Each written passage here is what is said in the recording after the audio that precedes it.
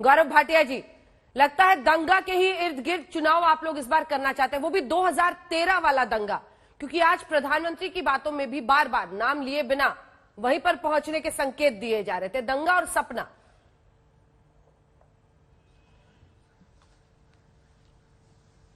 अंजना जी, देखिए, जब प्रधानमंत्री जी ने संबोधित किया तो विकास का एक आंकड़ा था जिसको सुन के मैं समझता हूं कि आप देख सकती हैं कि एक बदलापुर की सरकार और विकासपुर की सरकार में क्या फर्क है।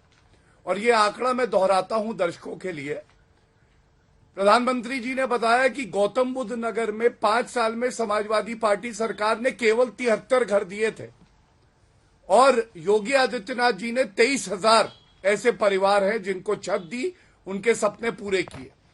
सहारनपुर में समाजवादी पार्टी की सरकार ने 221 घर 5 साल में, सोचिए, तो औसत हुआ 45 घर हर साल, और हमारी सरकार ने 18,000 घर। शामली, मुजफ्फरनगर और बागपत, इसमें 800 घर ये दे पाए थे, हमने 33,000 घर दिए। आप बताइए, इसकी कोई तुलना हो सकती है? ये क्यों संभव है? ये इसलिए संभव है कि जब आप 26 करोड़ वैक्सीन लगाते हैं उत्तर प्रदेश के नागरिकों को, तो उन्हें विश्वास हो जाता है कि ये विकास वाली सरकार है, और दूसरी तरफ सपा बीजेपी का टीका इसे बताती है। जब 15 करोड़ उत्तर प्रदेश के नागरिकों को मुफ्त राशन मिलता है ना, तो उन्हें याद आता है कि कैसे घास की रोटी खानी पड़ती थी जब तमंचावादी सरकार थी। और मैं तो यहां कहूंगा, सपा के प्रवक्ता जब बोले तो चुनौती है, उनके मैनिफेस्टो में था किसानों को कर्जा माफ करेंगे। हमने 36,000 करोड़ रुपए का कर्जा माफ किया। ये भी बता दें, 36,000 करोड़ का कर्जा हमने माफ किया, आपने किसानों को कितना कर्जा माफ किया? और एक बात मैं और कहूंगा कि देखिए, परिवारवाद कैसे इस तस्वीर में दिखाई दे रहा है। यहां पे आपको कोई एससी का नहीं, कोई पिछड़ा वर्ग का व्यक्ति नहीं, कोई मुसलमान नहीं, कोई जाट नहीं, कोई नहीं दिख रहा, किसान भी नहीं दिख रहा। यहां केवल इस तस्वीर में 2 लोग हैं, एक हैं अखिलेश यादव जी और एक उनके चाचा। मतलब पूरा विकास, पूरा उत्तर प्रदेश इस परिवार के लिए, यादव परिवार पे आके रुक जाता है। और यही फर्क है सोच का, जहां पे हम लोग बात करते हैं कि कैसे हर व्यक्ति को, अरे चाचा भतीजे में बने तब आप परेशान होते हैं, चाचा भतीजे में ना बने तब आप परेशान रहते थे। ये मामला कुछ समझ नहीं आ रहा है।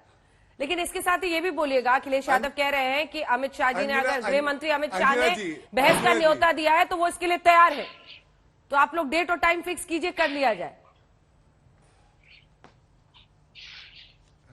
अंजना जी, देखिए, परेशान हम नहीं होते, परेशान जनता होती है कि श्रद्धेय मुलायम सिंह यादव जी, शिवपाल यादव, अखिलेश यादव, रामगोपाल यादव, तेज प्रताप यादव और उसके बाद कई और यादव, बाकी लोगों के लिए जगह कहां है इस कुनबे में, ये बात उठा रहे हैं। और दूसरी बात, जहां तक चर्चा की बात है, बिल्कुल समय तारीख तय हो जाएगी, लेकिन अभी तो सपा के प्रवक्ता यहां है और मैं भी हूं भाजपा की तरफ से, आंकड़ों पे चर्चा हो जाए।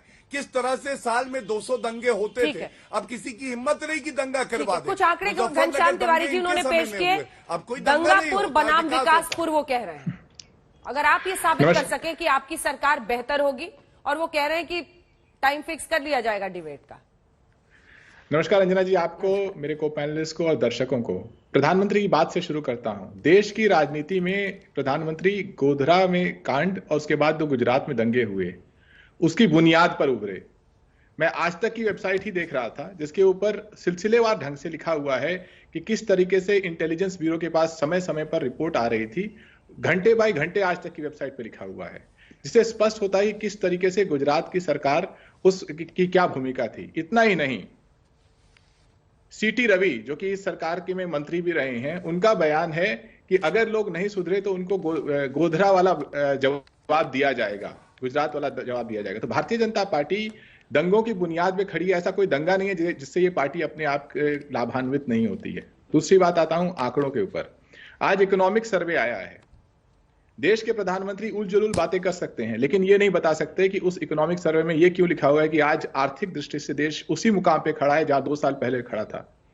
ये नहीं बता सकते कि ये क्यों लिखा हुआ है कि आज हमारे आपके समय में पहली बार ऐसा हुआ है कि 20 में से 1 बच्चा स्कूल के बाहर है, 5 से 14 वर्ष का। ये कौन से स्कूल से बाहर है? उत्तर प्रदेश के स्कूल से बाहर है। 1,25,00,000 बच्चे जो अभ्यर्थी थे, उसमें से 22 लाख उत्तर प्रदेश के थे। 3 साल से रेलवे की नौकरी का इंतजार कर रहे हैं। 2 रेलवे मंत्री उसके ऊपर बयान दे चुके हैं। उत्तर प्रदेश का बुनियादी मुद्दा वो है।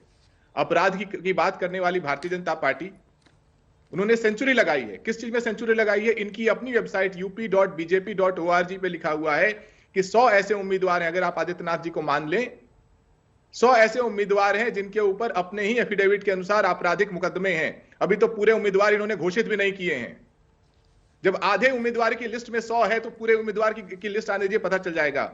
जिस आदित्यनाथ को पिछले 5 साल से ये लोग महंत, योगी, सन्यासी दिखा रहे थे, वो बयान में कहते हैं कि उन्हें फक्र है अपनी राजपूतों के लिए राजनीति करने वाली।